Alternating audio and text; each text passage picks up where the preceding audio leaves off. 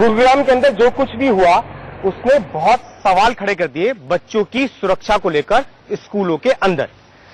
मनीष जी आज हमारे साथ हैं और ये इंटरव्यू देखना आप सबके लिए इसलिए जरूरी है जिनके बच्चे दिल्ली के अंदर पढ़ते हैं कि दिल्ली सरकार की तरफ से क्या सुरक्षा और सुविधाएं बच्चों को दी जा रही हैं, ताकि वो डर जो है गुरुग्राम की तस्वीर देखने के बाद वो आपके दिलों से निकल सके। अगर दिल्ली सरकार कुछ ऐसा काम कर रही है, ऐसे कदम उठा रही है ताकि आपके और हमारे बच्चे सुरक्षित हैं। सर बहुत बहुत स्वागत है आपका इंडिया न्यूज पर, लेकिन चिंताएं बहुत ज्यादा है सर, बहुत ज्यादा। गुरुग्राम की तस्वीर देखने के बाद एक 7 साल के बच्चे के साथ जो कुछ हुआ उसके बाद चिंता बढ़ गई। ये चिंता हम सबकी बढ़ गई है, एक पेरेंट के रूप में, एक सिटीजन के रूप में। और उस तस्वीर को देखने के बाद सबसे पहला रिएक्शन ये लगता है कि काश मतलब सब कुछ ठीक रहे, मेरे बच्चे के साथ भी सब कुछ ठीक रहे। और दिल्ली के स्कूलों में 40 लाख 44 लाख के करीब बच्चे पढ़ते हैं, सारे प्राइवेट, गवर्नमेंट, नगर निगम। इन सब की सुरक्षा की जिम्मेदारी हमारी है। स्कूल के 4 दीवारी के अंदर जब बच्चा आ जाता है तो पेरेंट को ये भरोसा होना चाहिए, पेरेंट के अंदर ये कॉन्फिडेंस कायम रखना हमारी जिम्मेदारी है कि उसका बच्चा है सुरक्षित है। उसके लिए हमें चाहे जो इंतजाम करने पड़े, क्योंकि वो बच्चा सिर्फ उन पेरेंट्स का बच्चा नहीं, वो देश का बच्चा है। अगर उसके साथ कुछ गड़बड़ हो रहा है तो देश के साथ गड़बड़ हो रहा है। और इसीलिए जब ये गुड़गांव वाली घटना घटी तो उसके बाद में हमने सुओ मोटो बहुत सख्त कदम उठाने शुरू किए हैं दिल्ली में, और जहां भी जो पॉलिसीज थी उनको एनफोर्स करना शुरू किया है। कुछ नए कदम उठाए हैं, जैसे हर क्लासरूम में सीसीटीवी लगवा के प्रिंसिपल्स को हर महीने उसकी रिपोर्ट देनी पड़ेगी कि सीसीटीवी काम कर रहा है कि नहीं कर रहा। हमें ये भी करना पड़ेगा कि जो सिक्योरिटी के या बाकी लोग काम करते हैं यहाँ पे सैनिटेशन में और जो लोग काम करते हैं उन सब का पुलिस वेरिफिकेशन हो, और फिर हर महीने प्रिंसिपल रिपोर्ट दें कि हमारे पास जितना स्टाफ है उनमें से कितने का पुलिस वेरिफिकेशन हो चुका है और कितने का नहीं हुआ। कोई नया स्टाफ आता है तो उसका हुआ कि नहीं हुआ। ये सारी चीजें लगातार हमारे पास रहेंगी। ये मैं ये नहीं कहता कि बस इतने भर से सिक्योरिटी की समस्या हल हो जाएगी, पर मुझे लगता है इससे काफी कंट्रोल मिलेगा। दूसरा, जितने भी पेरेंट्स हैं उनमें से अगर किसी को कोई शिकायत होती है कभी कि भाई हमारा बच्चा आके बता रहा है कि मुझे कॉरिडोर में एक भैया कुछ छेड़ते हैं या प्यार करते हैं या हक करते हैं, और वो कंटिन्यूस चल रहा है, तो अगर पेरेंट्स अपने बच्चे से बातचीत करने का एक अच्छा सिलसिला रखते हैं तो पेरेंट्स को पता चलेगा। सीसीटीवी का फायदा होगा कि पेरेंट्स आके फिर बता सकते हैं स्कूल में, सब मुझे बच्चा बताता है कि कोई भैया है जो रोज उसको हक करते हैं या रोज उससे बात करते हैं या रोज उसको उंगली पकड़ के ले जाते हैं, कौन है वो? सीसीटीवी में देख के बताया जा सकता है कि कौन है। कोई अनटोवर्ड इंसिडेंट होती है वो बताया जा सकता है। तो इस तरह के कुछ कदम हम उठा रहे हैं। ये हम सर्वोदय विद्यालय में है लोधी कॉलोनी का, ये बहुत अच्छा स्कूल माना जाता है सरकार की तरफ से। आप तस्वीर देख लीजिए, प्रिंसिपल भी यहाँ पर हमारे साथ हैं। सर जरा दिखा दीजिए कि कैसे आप लोग मॉनिटरिंग करते हैं, क्योंकि मंत्री जी भी हैं, आप भी हैं, तो ताकि दिल्ली के लोग महसूस कर सके कि उनके बच्चे सुरक्षित हैं दिल्ली सरकार के अंदर, वो पता चल सके। बड़ा चाहिए सर, मेरे रूम के अंदर ही है डीवीआर और वहीं से मैं मॉनिटरिंग करता हूँ। ये हम लोग प्रिंसिपल साहब के रूम की तरफ जा रहे हैं। जो आउटपुट है कैमरों का, सीसीटीवी कैमरों का, वो यहाँ पर दिया गया है और ये बहुत जरूरी भी है आज के लिए। यहाँ पर मॉनिटरिंग होती है स्कूल के बच्चों की। मंत्र, लेकिन जो आप बता रहे थे कि अभी सिर्फ कॉरिडोर में लगे हुए हैं, तो आपकी सरकार को तो एक अच्छा खासा वक्त हो गया है, तो क्लासरूम में इतनी देरी से क्यों? नहीं, देखिए, क्लासरूम में कहीं भी सीसीटीवी कैमरे दुनिया में नहीं लगे होते। ये हमारा एक नया आइडिया है। हम इसको सिर्फ सीसीटीवी को इस रूप में नहीं देख रहे थे कि सिर्फ सिक्योरिटी के पॉइंट ऑफ व्यू से, हमें लग रहा है कि क्वालिटी पे भी बहुत फर्क पड़ेगा। पढ़ाने के तौर तरीके, कैसे कोई टीचर पढ़ा रहे हैं, तो उसके ऑडियो लेके और हम पूरा एक सिस्टम बना रहे हैं। हमने पायलट शुरू किया है 5 स्कूलों में कि हर क्लास में सीसीटीवी कैमरा लगाइए, जो कुछ पढ़ाया जा रहा है उसकी रिकॉर्डिंग करके, और फिर कुछ एक्सपर्ट्स उसको देखें कि बच्चों के साथ जो इंटरेक्शन हो रहा है उसकी क्वालिटी क्या है, लेक्चर जो डिलीवर हो रहा है उसकी क्वालिटी क्या है, जो spirit of teaching that lesson है वो एक्चुअली डिलीवर हो रही। तो इन सबका एनालिसिस करना हमारा लॉन्ग रन का प्लान है। तो इसके अलावा और भी कुछ कदम दिल्ली सरकार उठा रही है, क्योंकि मैं कहीं पढ़ रहा था कि आप रिटायर्ड आईएएस अफसर्स को भी कोऑर्डिनेट कर रहे हैं कि नहीं, मेरी कल रिटायर्ड आईपीएस ऑफिसर्स की ग्रुप से बात हुई है जी। क्योंकि देखिए, हमारे जो टीचर्स हैं हमेशा कंसर्न रहते हैं, ऐसा नहीं है। और चाहे वो प्राइवेट स्कूल के हो, गवर्नमेंट स्कूल के हो, बच्चे सबको अच्छे लगता है। बच्चों की सिक्योरिटी के लिए सब कंसर्न है। एक आध कोई हैवानियत वाला आदमी आ जाए, इसकी वजह से हम ये नहीं मान सकते कि क्लास 4 या क्लास 3 या क्लास 1 के आदमी गड़बड़ हो गए। लेकिन इनका जो एक्सपर्टीज है टीचर्स का, वो पढ़ाने के प्रति है। इनका एक्सपर्टीज कोई सिक्योरिटी के पॉइंट ऑफ व्यू से, सेफ्टी के पॉइंट ऑफ व्यू से विशिष्ट परिस्थितियों में क्या करें, इनकी कभी कोई इस तरह की ट्रेनिंग होती नहीं है। इनका एग्जामिनेशन भी पढ़ाने के पॉइंट ऑफ व्यू से रहते हैं। तो मैंने आईपीएस जो रिटायर्ड आईपीएस ऑफिसर्स हैं उनकी एसोसिएशन है, आईबी, रॉ, मिलिट्री इंटेलिजेंस, इन सब में बहुत सारे लोग रहे हुए हैं। उन सबसे मैंने रिक्वेस्ट किया है कि आप आके हमारे टीचर्स का एक ओरिएंटेशन करें। जो गुरुग्राम के अंदर हुआ और सरकार की तरफ से जो हरियाणा सरकार की तरफ से कदम उठाए गए, तो आपको लगता है कि वो बहुत है कदम, या उसके अलावा भी कुछ करने की जरूरत है? क्योंकि उन्होंने कहा कि भाई 3 महीने तक सरकार देखेगी अभी स्कूल का। और आपको याद होगा रैन स्कूल में ही दिल्ली के अंदर एक बच्चा टंकी के अंदर भी गिर गया था, तो वो भी एक घटना थी कि किस तरीके से बच्चे पर ध्यान शुरू में नहीं दिया गया। इस रैन स्कूल की कंप्लेंट मुझे बार बार मिल रही है, दिल्ली की भी मिल रही है। कल भी मेरे पास रैन के दूसरे ब्रांच के पेरेंट्स आए, उन्होंने भी मुझे कुछ चीजें बताई हैं, तो मैं उस पर एक्शन लेवा रहा हूँ यहाँ भी। पर मुझे लगता, जैसे ये रैन का दिल्ली वाले स्कूल का मामला हुआ था, तब मैंने बात कही थी कि सीबीआई जांच कराई जाए, क्योंकि उसके पेरेंट्स ने, दिवांश बच्चा था, उसके पेरेंट्स ने मुझे कहा था साहब स्कूल जो स्टोरी सुना रहा है उस पर बिल्कुल यकीन नहीं होता। और वो जो स्टोरी थी कि कोई छोटा सा बच्चा जाके टैंक में चला जाएगा और वहां डूब जाएगा, इतनी आसानी, कुछ तो गड़बड़ हुआ है, मुझे भी लगता है।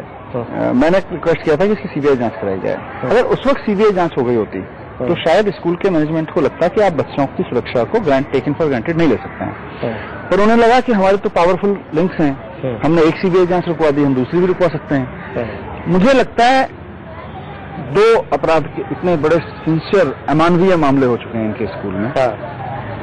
2 बच्चों की मौत हो चुकी है 1 साल के अंदर अंदर, किसी को तो जेल जाना पड़ेगा। क्या सर आप कोशिश करेंगे कि जो पुराना मामला है, क्योंकि अभी नए वाले मामले को हरियाणा सरकार ने कहा है कि वो सीबीआई को देगी, तो आप भी अब कोशिश करेंगे कि आप पुराना मामला भी जाए, दोबारा से एक बार रिक्वेस्ट करेंगे उपराज्यपाल को, या क्या करेंगे?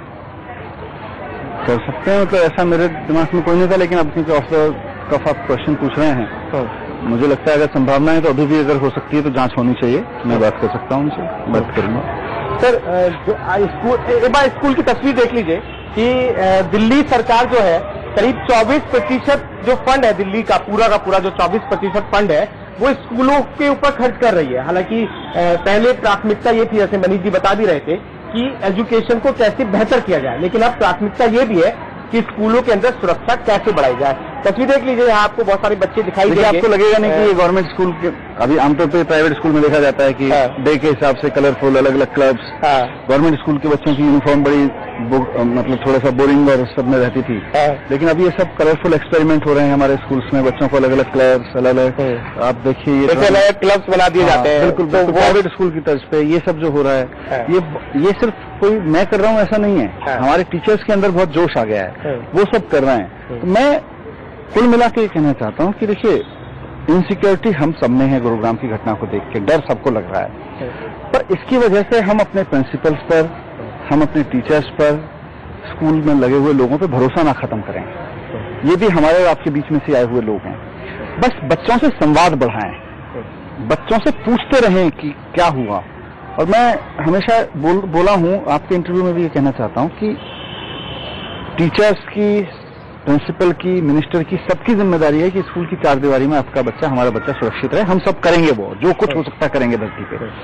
लेकिन एक चीज मैं चाहता हूं पेरेंट्स से, अपने बच्चों से बातचीत का दायरा बढ़ाएं। आमतौर पर हम बच्चों के साथ, मैं सबके लिए नहीं कहता, लेकिन बहुत बार मैंने देखा है कि हमारे घरों में बच्चों के प्रति पेरेंट का जो रवैया होता है बॉसिज्म वाला होता है, आदेशात्मक होता है। आदेशात्मक जिस घर में बच्चों से बातचीत होती है, उस घर में बच्चों की हिम्मत नहीं पड़ती कि अपने साथ हो रही किसी घटना की जानकारी पेरेंट्स जो सवाल पूछते हैं उतने का जवाब दिया जाता है।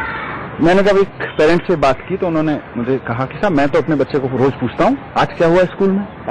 मैंने कहा ये भी आदेश ही है, बताओ ये आदेश है। मैंने उनको कहा कि आप जिस दफ्तर में काम करते हैं पहले आप आधा घंटे अपने बच्चे को अपने दफ्तर की कहानियां सुनाइए, उसके बाद आपका बच्चा एंकरेज होगा कि वो 5 मिनट आपको बताएगा कि उसके स्कूल में क्या हुआ। क्लासरूम भी देखना जरूरी है कि दिल्ली सरकार के जो क्लासरूम है वहां पे बच्चे अपने आप को कितना सिक्योर महसूस करते हैं। Good morning, good morning, good morning, बैठिए। कैसे हो? ठीक है? आप देख लीजिए, बहुत छोटे छोटे बच्चे हैं और देख के एक अलग फीलिंग आती है। और जब इन छोटे बच्चों की सुरक्षा को लेकर सवाल आता है तो एक गुस्सा भी अंदर में आता है कि स्कूल के अंदर आखिर इन बच्चों को क्या दिक्कत हो और क्यों नहीं स्कूल या सरकार की तरफ से उसका समाधान किया जा सके। आप डिप्टी सीएम को देख रहे हैं, बच्चों से पूछ रहे हैं कुछ कुछ चीजें और बच्चे भी पहचानते हैं आप सर को? कौन है आप बताओ? रेड। और ये कौन सा है? ये वाला? और ये जो आपने पहना हुआ है ये कौन सा है? ये भी ब्लू है। गुड। मैम है, इनका क्या नाम है? दीपाली मैम। तो आपको और कौन सी मैम पढ़ाती हैं? और समीक्षा मैम। कोई सर भी आते हैं? कौन से सर आते हैं? कोई भैया आते हैं भैया पढ़ाने? आप इसी तरीके का अभी जिक्र कर रहे थे कि बच्चों से जो बात करनी है वो आपको बहुत डाउन जाके उन्हीं के जैसे बन के करनी है और शायद उसी के बाद ये बता पाएंगे। बिल्कुल। देखो, हम कई बार सोचते हैं कि बच्चों को हमारे हिसाब से चलना है। बिल्कुल नहीं। अगर बच्चों को खड़ा करना है तो बच्चों के हिसाब से चलना पड़ेगा। एजुकेशन सिस्टम को भी, पेरेंट्स मतलब फादर को भी और भी लोग जो गार्जियन हैं उनको भी, सबको ये समझ के डील करना पड़ेगा। एक तो मतलब जो हम तय करते हैं वो फंक्शनल हो, जैसे सीसीटीवी लगना चाहिए। अभी एक व्यवस्था है, लेकिन सीसीटीवी लगने के बाद गुरुग्राम के उस स्कूल में सीसीटीवी डिफंक्ट पड़ा हुआ था। अब क्या करोगे आप? तो अब उस घटना से सीख के हम एक और कदम उठाते हैं कि ठीक है, हर महीने हम प्रिंसिपल से रिपोर्ट लेंगे, प्रिंसिपल अपनी जिम्मेदारी पर रिपोर्ट देंगे कि मैंने चेक कर लिए हैं, मेरे सीसीटीवी सारे ठीक चल रहे हैं। अब यहाँ प्रिंसिपल की अकाउंटेबिलिटी फिक्स होती है। उन रिपोर्ट्स को पढ़ना किसी भी आदमी के लिए संभव नहीं है, 30,000 कमरों की, 40,000 कमरों की रिपोर्ट्स को। तो उसको अब हम ऑनलाइन करेंगे और ऑटोमेटिक तरीके से हर महीने जब ये रिपोर्ट फाइल करें तो हमारे पास कैलकुलेट होके आ जाए कि 10 प्रिंसिपल ने रिपोर्ट फाइल नहीं करी है, 90 ने मान लीजिए कर दी है 100 में से, तो अब 90 की रिपोर्ट क्या कहती है, उसमें से कितने सीसीटीवी काम कर रहे हैं, कितने डिफंक्ट हैं। अगले महीने फिर हम चेक कर लेंगे कि किस स्कूल में लगातार हर महीने कोई ना कोई सीसीटीवी खराब है। ये एनालिटिक्स हैं।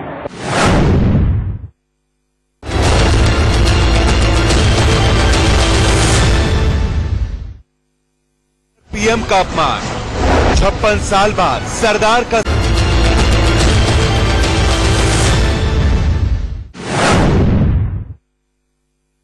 सर, सीसीटीवी कैमरे का मुद्दा तो आप लोग शुरू से उठा रहे हैं। जब आप सरकार में भी नहीं थे, आंदोलन कर रहे थे, तब भी आपने कहा कि सीसीटीवी कैमरों को बहुत प्राथमिकता से उठाना चाहिए, हर जगह लगाने चाहिए, रोड्स पे लगाने चाहिए।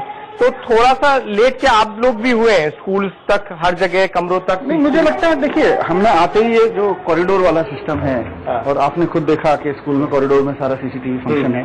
सारे स्कूल्स में कहीं कोई प्रॉब्लम होती है उसको भी ठीक कराते हैं। बट इनसाइड द क्लासरूम में हमारा आइडिया सिक्योरिटी से आगे का है।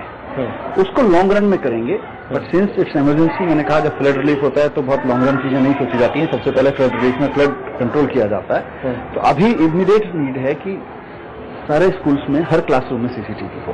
पर लॉन्ग रन में मैं चाहूंगा कि एजुकेशन की क्वालिटी पे सीसीटीवी का काम हो। सर, गुरुग्राम वाली घटना जब हुई और आप लोगों को पता चला तो आप लोगों का पहला रिएक्शन क्या था स्कूल को लेकर भी? और जो मेरा, जब मैं उस वक्त एक मॉस्को में एजुकेशन कॉन्फ्रेंस में हिस्सा लेने गया हुआ था, मेरे फोन पे मैसेज आया और एकदम मुझे लगा कि ये तो मेरे बच्चे के साथ हुआ है। तो मुझे ऐसा लगा कि मेरा भी बच्चा एक स्कूल में पढ़ता है, और मुझे एकदम उसका चेहरा, उसका सब कुछ ऐसा लगा कि कैसे हो सकता है। और पता किया क्या है, कैसे है, कहाँ हुआ। उस वक्त तो ये भी नहीं पता था कि गुरुग्राम में हुआ है या कहाँ हुआ है। बस एक प्राइवेट स्कूल में बच्चे के साथ ये हुआ। बहुत मतलब शॉकिंग था, एकदम शब्द नहीं है उसको बयान करने के लिए। फिर अब उसके बाद तो यही था कि अब आगे हम क्या करें, ताकि तब तक गांधीनगर वाली घटना भी आई, उसके बारे में पता किया तो पता चला कि वो एमसीडी से एक पुराना स्कूल है, उसमें एक चौकीदार ने ये सब किया। तो उस सब के बाद तो गुंजाइश नहीं थी कि हमको जहां जहां से भी हमारे लूप होल्स हैं उसको सबको प्लग इन करने की जरूरत है, बहुत इमरजेंसी मोड में आने की जरूरत है। पैनिक बटन, एक तरह से पैनिक बटन दबाया गया। और मैं फिर वहां से लौट के आया तो तुरंत, मतलब सुबह लौट के आया था मैं, दोपहर को मैं सारे ऑफिसर्स के साथ मीटिंग करके ये सब सीसीटीवी, पुलिस वेरिफिकेशन, ये सब प्रोसेस शुरू कराना, इन सबको बहुत किया गया है। होपफुली कि इससे काफी हम सेफगार्ड लगा सकेंगे, ऐसे मैं उम्मीद करता हूँ। चलिए मनीष जी हमारे साथ थे जिन्होंने आपको बताया कि किस तरीके से अब स्कूल के अंदर बच्चों को और ज्यादा सुरक्षा दी जाएगी और क्या क्या कदम दिल्ली सरकार की तरफ से उठाए जा रहे हैं। तो जाहिर तौर पर जो लोग ये इंटरव्यू देख रहे हैं और दिल्ली में रहते हैं उन्हें एक आश्वासन तो मिला ही है, साथ में एक ये भी एहसास भी मिला होगा कि उनका बच्चा दिल्ली के अंदर सेफ है और क्या क्या वजह है वो मनीष जी ने आपको बता दी।